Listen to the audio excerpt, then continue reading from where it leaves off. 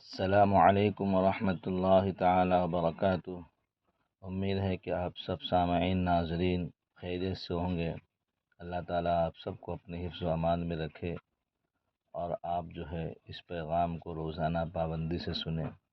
اللہ تعالیٰ آپ سب کو عمل کی توفیق عطا فرمائے، آمین۔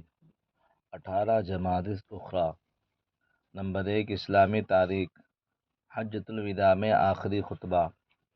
9 ذی الحجہ سن 10 ہجری کو حضور اکرم صلی اللہ علیہ وآلہ وسلم نے میدان عرفات میں 1 لاکھ سے زیادہ صحابہ کرام کے سامنے آخری خطبہ دیا، جو علم و حکمت سے بھرا ہوا تھا، پوری انسانیت کا جامع دستور تھا۔ اس میں آپ صلی اللہ علیہ وسلم نے فرمایا، اے لوگو، میری باتیں غور سے سنو، شاید آئندہ سال میری تم سے ملاقات نہ ہو سکے۔ لوگو، تمہاری جانیں، عزت اور آبرو اور مال آپس میں ایک دوسرے پر حرام ہیں۔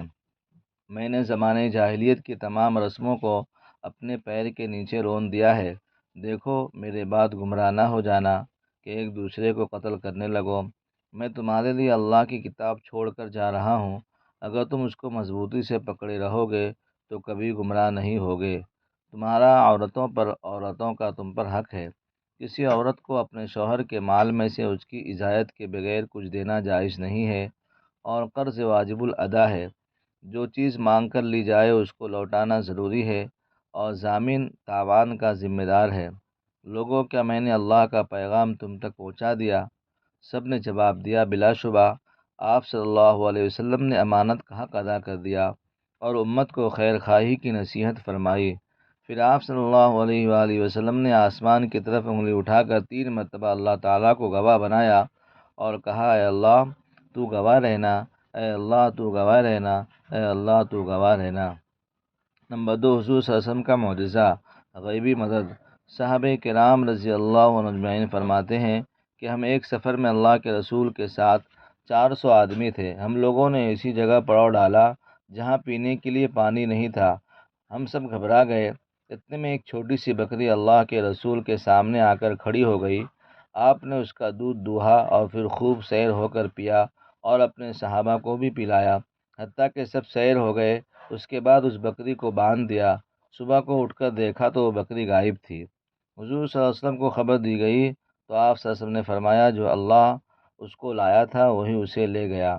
نمبر 3 ایک فرض کے بارے میں، دینی علم حاصل کرنا۔ رسول اللہ صلی اللہ علیہ وسلم نے فرمایا، دینی علم حاصل کرنا ہر مسلمان پر فرض ہے۔ نمبر 4 ایک سنت کے بارے میں، زیارت قبور کی دعا۔ رسول اللہ صلی اللہ علیہ وسلم صحابہ کرام کو زیارت قبور کی دعا سکھاتے تھے، السلام علیکم اہل الدیار من المؤمنین والمسلمین وإنا ان شاء اللہ لاحقون، اسأل اللہ لنا ولکم العافیہ۔ سلام ہو تم پر اے بستی کے مومنوں اور مسلمانوں، ہم بھی انشاءاللہ تمہارے ساتھ ملنے والے ہیں۔ ہم اپنے اور تمہارے لیے اللہ سے عافیت چاہتے ہیں۔ نمبر 5 ایک اہم عمل کی فضیلت، مصافحہ سے گناہوں کا جھڑنا۔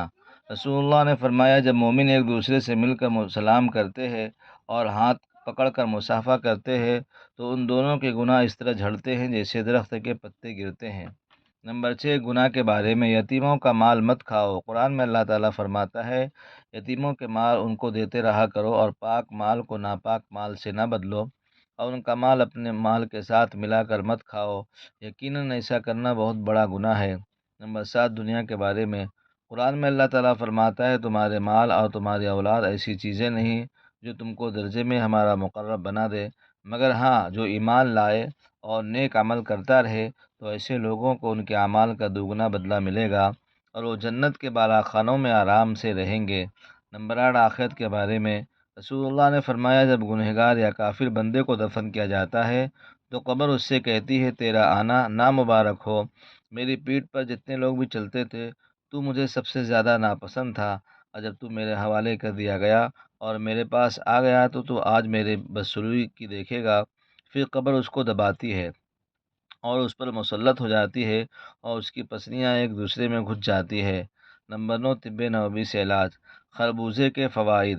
رسول اللہ صلی اللہ علیہ وسلم نے فرمایا، کھانے سے پہلے خربوزے کا استعمال پیٹ کو بالکل صاف کر دیتا ہے اور بیماری کو جڑ سے ختم کر دیتا ہے۔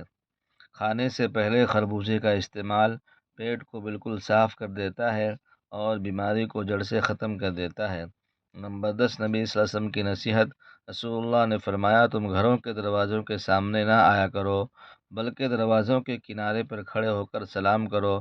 اگر تمہیں اجازت مل جائے تو داخل ہو جاؤ، ورنہ واپس چلے جاؤ۔ اللہ تعالی ہم سب کو عمل کرنے کی توفیق عطا فرمائے۔